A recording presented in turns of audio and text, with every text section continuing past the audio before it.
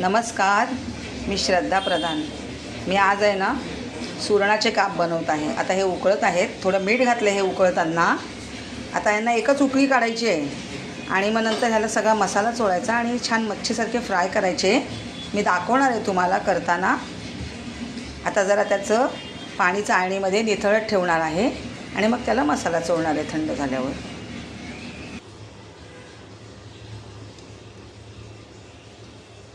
आता हे सुरणाचे काप थंड झालेले आहेत, त्याला आता हा सगळा मसाला मी चोळणार आहे। मीठ, हिंग, तिखट, हळद, जिऱ्याची आणि धण्याची पावडर, हिरवं वाटण आणि हे आगळ।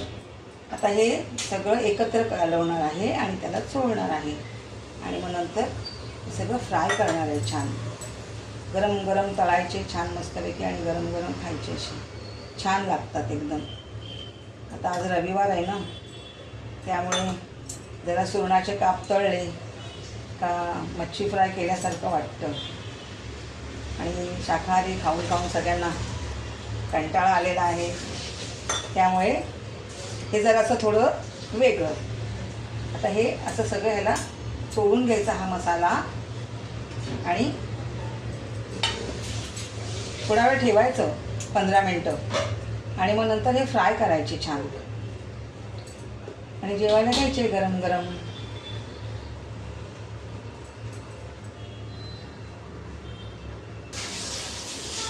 आता तुम्ही पाहू शकता, आता ह्यांना छान सगळ्यांना मसाला लावून ठेवलेला आहे। आता थोड्या वेळाने यांना तांदळाचं पीठ आणि रवा लावून तळणार आहे।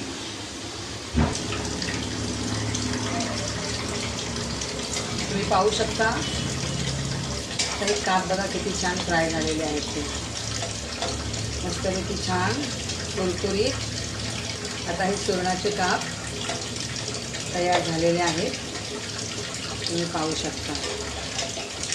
हे आता असे गरम गरम घ्यायचे, खायला जेवताना छान लागतात।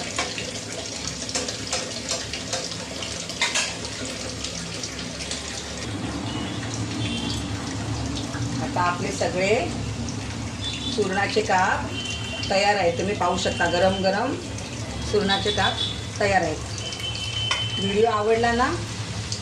धन्यवाद।